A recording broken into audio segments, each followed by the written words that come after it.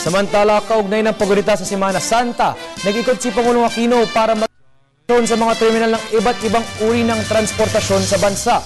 Si Elena Luna para sa mga detalye. Magandang hapon sa iyo, Elena. Magandang hapon, Sandro. Bandang alas 9 ng umaga, nagsimulang mag-ikot si Pangulong Aquino sa mga pangunahing paliparan, daungan at terminal dito sa Metro Manila. Una niyang pinuntahan ang Pier 12 support area sa Maynila. Sa passenger terminal, nag-inspeksyon ng Pangulo sa ticketing booths, check-in counters at help desk areas para sa medical at security, pati na rin ang x-ray machines at a pre-boarding area ng mga pasahero. Ilan lamang sa mga kasamang nag-ikot ni Pangulong Aquino, si PCOO Secretary Herminio Coloma, si DOTC Secretary June Abaya, ang Philippine Ports Authority General Manager na si Attorney Juan Santa Ana, ang Marina Administrator na si Nicasio Conti at si Rear Admiral Rodolfo Aisurena. Sa pier, nagawa rin ng Pangulo na umakyat sa barkong Princess of the South bago ito maglayag 10 a.m. kanina, lulan ang may 2,000 mga pasahero. Sa Coast Guard, pataas na ng pataas ang bilang ng mga pasahero sa barko kada araw. Ngayong Semana Santa, kahapon lamang, naitala ang kabuuang bilang ng mga pasahero sa daungan sa 187,000. Matapos ito, sunod namang pinuntahan ni Pangulong Aquino ang dalawang airport terminal. Sa NAIA Terminal 4, tiningnan ni Pangulong Aquino ang ticketing booth, ang x-ray area, check-in counters at ang pre-boarding gate. Nakahalubilo rin ng Pangulo ang mga pasaherong naghihintay ng kanilang flight sa waiting area sa Terminal 4. Si NIA General Manager Jose Angel Honrado at si T4 Terminal Manager Engineer Enrico Gonzalez ang nag-tour sa Pangulo. Matapos ito, diretso naman si Pangulong Aquino sa Terminal 3 sa NAIA pa rin. Katulad sa Terminal 4, ang inspeksyon din ng Pangulo, ang X-ray booth at help desk. Inikutan din niya ang domestic check-in counter bago dumiretso sa terminal fee counters at sa final security check. Habang nag-iikot ang Pangulo sa Terminal 3, binigyan siya ni NIA General Manager Honrado ng briefing sa status ng mga passenger volume pati na rin sa airport security.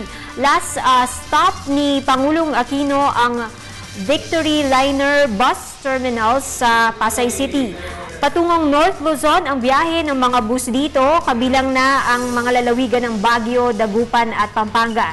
Ilan lamang sa mga nakasama ni Pangulong Aquino dito sina MMDH Chairman Francis Tolentino at DOTC Assistant Secretary Virginia Torres. Sa bus terminal na ito, nagbigay rin ng assessment si Pangulong Aquino sa kanyang pag-iikot. Narito ang naging pahayag ni Pangulong Aquino. Umpisa natin sa last. Andito yung testing for drugs and alcohol ingestion. No? So, mukhang very thorough ginagawa nila Chairman Tolentino, voluntary on the part of the drivers and conductors. Naging positive, they found one person out of everybody who's driving or conducting the buses. No? So, nakaka-impress na meron tayong ganito equipment that is already being utilized to enhance the safety of our people. May complex, both Terminal 4 and 3, very minor rin nakita kong issues. Mostly, aesthetics of the airport. No? It is after all a 12-year-old facility. Sa port area, doon marami tayong bringing up to the attention of both the Coast Guard Commandant and the Secretary of Transportation and Communication to enhance parang emergency procedures for passengers on ships. Sir, ano yung mga nakita niyong kulang o hindi kayo masyadong naging satisfied, particularly din sa pier? I understand bago pa po kayo dumating kanina, may nahulihan pa po ng shabu.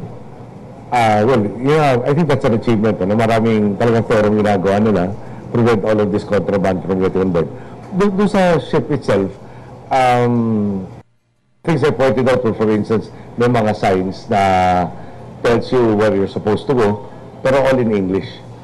Tapos sabi ko, baka naman dapat masimplihan yung instructions in the event that there's an emergency and people are controlling their fear and their panic, baka hindi kasing logical mag-isip, no?